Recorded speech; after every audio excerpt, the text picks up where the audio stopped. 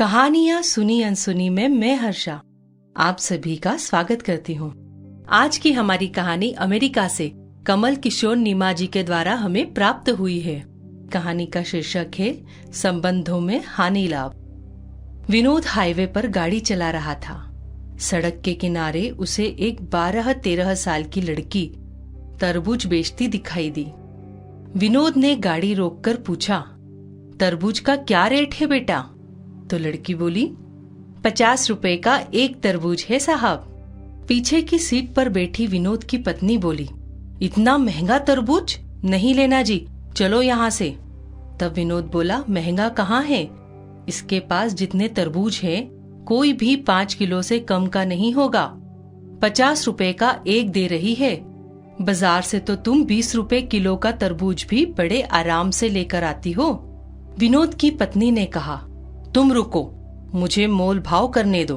फिर वह लड़की से बोली, 30 रुपए का एक देना है तो दो, वरना रहने दो। लड़की बोली, 40 रुपए का एक तरबूज तो मैं खरीद कर लाती हूँ आंटी, आप 45 रुपए का एक ले लो, इससे सस्ता मैं नहीं दे पाऊंगी। विनोद की पत्नी बोली, झूठ मत बोलो बेटा, सही रेट लगाओ। देखो ये तुम्हारा छोटा भाई है ना, इसी के लिए थोड़ा सस्ता कर दो। विनोद की पत्नी ने खिड़की से झांक रहे अपने 4 वर्षीय बेटे की तरफ इशारा करते हुए कहा। सुंदर से बच्चे को देखकर लड़की एक तरबूज हाथों में उठाते हुए गाड़ी के करीब आ गई। फिर लड़के के गालों पर हाथ फेर कर बोली, सचमुच मेरा भाई तो बहुत सुंदर है आंटी। विनोद की पत्नी बच्चे से बोली, दीदी को नमस्ते बोलो बेटा। बच्चा प्यार से बोला, नमस्ते दीदी। लड़की ने गाड़ी का दरवाजा खोलकर बच्चे को बाहर निकाल लिया। फिर बोली, तुम्हारा नाम क्या है भैया? लड़का बोला, मेरा नाम गोलू है दीदी। उस लड़की के द्वारा अपने बेटे को गाड़ी से बाहर निकालते देख विनोद की पत्नी कुछ असहज हो गई। तुरंत बोली, अरे बेटा, इसे वापस अंदर भेजो, इसे डस्ट से एलर्जी है। लड़की उसकी आवाज पर ध्यान न देते हुए लड़के से बोली, तू तो सचमुच गोल मटोल है रे भाई, तरबूज खाएगा? लड़के ने हाँ में गर्दन हिलाई तो लड़की ने तरबूज उसके हाथों में थमा दिया। 5 किलो का तरबूज गोलू नहीं संभाल पाया। तरबूज फिसलकर उसके हाथ से नीचे गिर गया और फूटकर 3-4 टुकड़ों में बट गया। तरबूज के गिरकर फूट जाने से लड़का रोने लगा। लड़की उसे पुचकारते हुए बोली, अरे भाई रो मत, मैं दूसरा लाती हूँ। फिर वह दौड़कर गई और एक और बड़ा सा तरबूज उठा लाई। जब तक वह तरबूज उठाकर लाई, इतनी देर में विनोद की पत्नी ने बच्चे को अंदर गाड़ी में खींचकर बिठा लिया। लड़की खुले हुए शीशे से तरबूज अंदर देते हुए बोली, ले भाई रो मत, ये बहुत मीठा निकलेगा। विनोद चुपचाप बैठा लड़की की हरकतें देख रहा था। विनोद की पत्नी फट से बोली, जो तरबूज फूटा है मैं उसके पैसे नहीं दूंगी, वह तुम्हारी गलती से फूटा है। लड़की मुस्कुराते हुए बोली, उसको छोड़ो आंटी, आप तो इस तरबूज के पैसे भी मत देना, ये तो मैंने अपने भाई के लिए दिया है। इतना सुनते ही विनोद और उसकी पत्नी दोनों एक साथ चौंक पड़े। विनोद बोला, नहीं बिटिया, तुम अपने दोनों तरबूज के पैसे लो। फिर उसने 100 का नोट उस लड़की की तरफ बढ़ा दिया। लड़की हाथ के इशारे से मना करते हुए वहां से हट गई और अपने बाकी बचे तरबूजों के पास जाकर खड़ी हो गई। विनोद भी गाड़ी से निकलकर वहां आ गया। आते ही बोला, पैसे ले लो बेटा, वरना तुम्हारा बहुत बड़ा नुकसान हो जाएगा। तब लड़की बोली, माँ कहती है जब बात संबंधों की हो तो हानि लाभ नहीं देखा जाता। आपने गोलू को मेरा भाई बताया, मुझे बहुत अच्छा लगा। मेरा भी एक छोटा सा भाई था, मगर। विनोद बोला, मगर क्या हुआ तुम्हारे भाई को? वह बोली, जब वह 2 साल का था तब उसे रात में बुखार हुआ।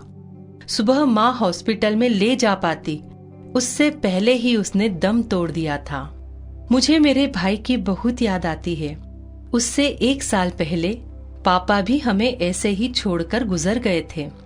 विनोद की पत्नी फिर बोली, लो बिटिया, अपने पैसे ले लो। लड़की बोली, पैसे तो मैं नहीं लूंगी आंटी। विनोद की पत्नी गाड़ी में गई, फिर अपने बैग से एक पाजेब की जोड़ी निकाली जो उसने अपनी 8 वर्षीय बेटी के लिए आज ही 3000 में खरीदी थी। लड़की को देते हुए बोली, तुमने गोलू को भाई माना तो मैं तुम्हारी माँ जैसी हुई ना, अब तू ये लेने से मना नहीं कर सकती। लड़की ने हाथ नहीं बढ़ाया तो उसने जबरदस्ती लड़की की गोद में पाजेब रखते हुए कहा, रख ले बेटा रख ले, जब भी पहनेगी तुझे हम सबकी याद आएगी। इतना कहकर वह वापस गाड़ी में जाकर बैठ गई। फिर विनोद ने गाड़ी स्टार्ट की और लड़की को बाय बोलते हुए वे चल पड़े। विनोद गाड़ी चलाते हुए सोच रहा था कि भावुकता भी क्या चीज है। कुछ देर पहले उसकी पत्नी 10-20 रुपए बचाने के लिए हथकंडे अपना रही थी, वो कुछ देर में ही इतनी बदल गई जो 3000 की पाजेब दे आई। फिर अचानक विनोद को लड़की की एक बात याद आई, संबंधों में हानि लाभ नहीं देखा जाता। विनोद का प्रॉपर्टी को लेकर अपने ही बड़े भाई से विवाद चल रहा था और कोर्ट में मुकदमा भी चल रहा था। उसने तुरंत अपने बड़े भाई को फोन मिलाया। फोन उठाते ही वह बोला, भैया मैं विनोद बोल रहा हूँ। बड़े भाई ने बोला, फोन क्यों किया? विनोद बोला, भैया सुनो, कुछ जरूरी बात करनी है। तो उधर से भाई ने कहा, हाँ बोलो, क्या जरूरी बात करनी है? विनोद बोला, सुनो भैया, आप वो मेन मार्केट वाली दुकान ले लो, मेरे लिए मंडी वाली छोड़ दो, और वो बड़े वाला प्लाट भी आप ले लो, मैं छोटे वाले प्लाट से ही काम चला लूंगा। और सुनो, मैं कल ही मुकदमा वापस ले रहा हूँ। फोन के दूसरी तरफ एकदम सन्नाटा था। सामने से काफी देर तक आवाज नहीं आई। फिर थोड़ा संभलते हुए उसके बड़े भाई ने कहा, इससे तो तुम्हें बहुत नुकसान हो जाएगा छोटे। तो विनोद बोला, भैया आज मुझे समझ में आ गया है, संबंधों में हानि लाभ नहीं देखा जाता, एक दूसरे की खुशी देखी जाती है। उधर फिर खामोशी छा गई।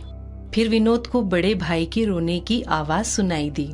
विनोद बोला, अरे रो क्यों रहे हो भैया? बड़ा भाई बोला, इतने प्यार से पहले बात करता तो सब कुछ मैं तुझे पहले ही दे देता रे। अब घर आजा, दोनों प्रेम से बैठकर बंटवारा करेंगे। इतनी बड़ी कड़वाहट कुछ मीठे बोल बोलते ही ना जाने कहाँ चली गई थी। कल जो 1-1 इंच जमीन के लिए लड़ रहे थे, वे आज भाई को सब कुछ देने के लिए तैयार हो गए थे। त्याग की भावना रखिए, अगर हमेशा देने को तत्पर रहोगे तो लेने वाले का भी हृदय परिवर्तन हो जाएगा। याद रखें, संबंधों में हानि लाभ नहीं देखा जाता, अपनों को निकट रखने के लिए अपना अधिकार भी छोड़ना पड़ता है। निश्चित ही आपको हमारी आज की कहानी पसंद आई होगी। आज की कहानी हमें अमेरिका से कमल किशोर नीमा जी के माध्यम से प्राप्त हुई है।